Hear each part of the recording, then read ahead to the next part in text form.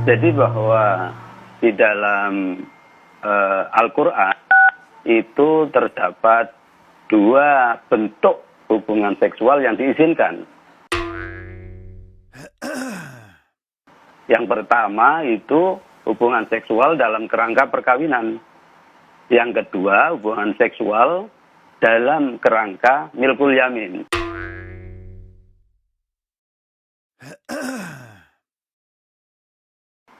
Jadi mudahnya begini, seorang laki-laki dapat berhubungan seksual dengan istri-istrinya, di sisi lain dapat berhubungan seksual dengan milkul yamin. Milkul yamin bukan atas dasar akad perkawinan, tetapi atas dasar akad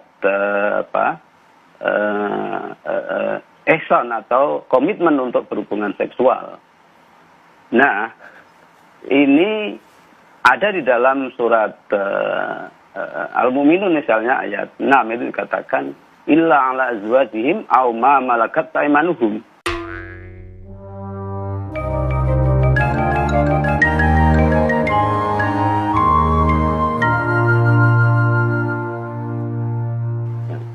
Jadi diizinkan melakukan hubungan seksual dengan istri atau dengan milkul yamin. Siapa milkul yamin? Ya adalah partner seksual selain istri, gitu.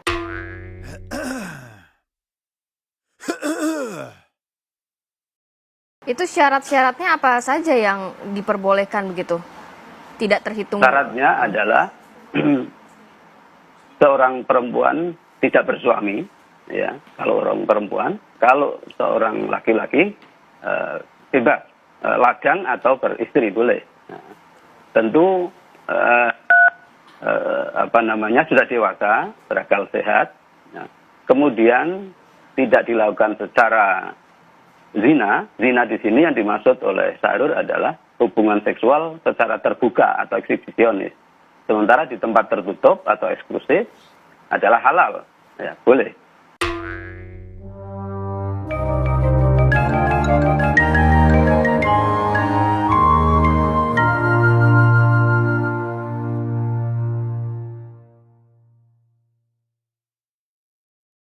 Yang kedua, tidak dilakukan secara homo.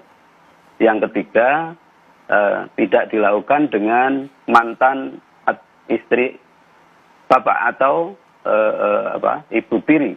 Ya. Yang berikutnya adalah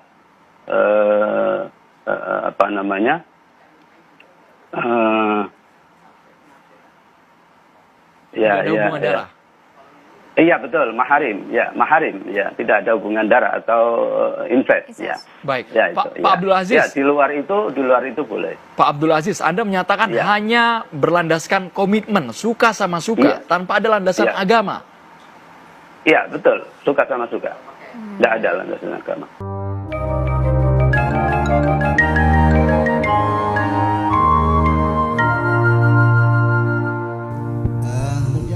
Sebelum saya mengurai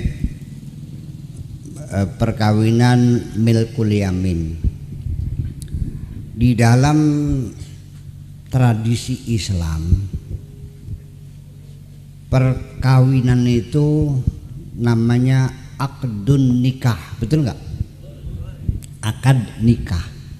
Saya mau urai dulu. Akada itu, akdun itu artinya kontrak, transaksi, MOU, betul nggak? Jual beli, akad. An-nikah itu bahasa Arab, maknanya al-wat'u. Al-wat'u itu adalah dukhulu zakari fil farji, seksual penetrasi namanya. Oke? Kata itu saja saya sudah tidak berkenan secara hati nurani. Masa kita hidup ingin mencari seorang teman sejati seumur hidup, ingin berbagi kebahagiaan dengan kontrak sanggama, betul nggak? Kemudian lagi ini pernikahan kita bongkar semuanya biar tahu semuanya. Sebelum ada undang-undang perkawinan kita di sini, umat Islam 1400 tahun lamanya, betul nggak? Suami diberi kekuasaan mutlak luar biasa, bisa menceraikan istrinya kapan saja tanpa ada pembelaan hukum, betul nggak?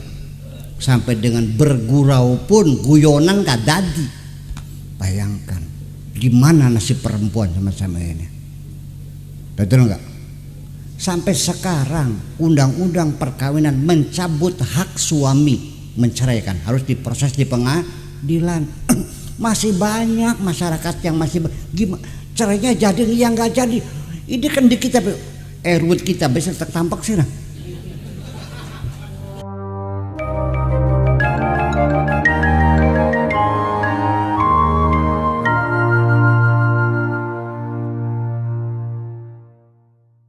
Dulu Islam membolehkan kawin anak-anak dikawinkan sah. 4, 5 tahun, 9 tahun dikawinkan sah. Kita cabut, kita batasi. Ini manusia bukan binatang. Ya kan? Kawin paksa dulu 1400 tahun diperbolehkan kawin paksa asal perawan dan walinya wali mujbir, bapak kandung. Itu suka tidak suka dianggapnya sah. Bayangkan gimana nasib umat Islam. Kita bikin undang-undang perkawinan di sini. Itu pun di demo besar-besaran kok. Maunya apa sebetulnya ini? Ini persoalannya. Jadi orang tuh kalau sudah namanya isu agama itu sepertinya seperti kayak wis yakin majeng surga kah? Ini budaya. Paham nggak? Ini budaya. Nah, jadi itu disertasi doktor di Sunan Kalijaga. Ini isu itu sudah lama sebetulnya, sejak mulai tahun 71 saya di Irak juga sudah muncul ide semacam itu ya. Tetapi tetap saja pada akhirnya kajian-kajian semacam itu kita tidak jujur kalau kita tidak melalui jalur kajian antropologi. Paham nggak? Kita juga butuh pada kola ta'ala, kola rasul, kola asal kabeh kola kan ya. Iya. Jadi milkul yamin ini sebetulnya adalah langkah kemajuan dari perjuangan umat Islam. Yang dulu tradisi berlaku di dunia, tidak usah dikawini, langsung dipaceki aja, nggak apa-apa, selesai. Jadi namanya budak, ya kan begitu? Beli di pasar udah dipakai, ya suruh masak segala macam, nanti malam dikeloni kan gitu. Perbudakan masih menjadi tradisi dunia di mana-mana, bukan di harus saja di Eropa juga sama, ya. Di Amerika juga sama, ya kan. Belum lama perbudakan dibebaskan tuh. Nah, milkul yamin itu merupakan langkah kemajuan dalam Islam. Status perempuan yang dapat beli itu boleh dikawini sebagai istri. Kemajuan enggak? Kemajuan. Tapi perbudakan belum dihapuskan karena nggak bisa dong.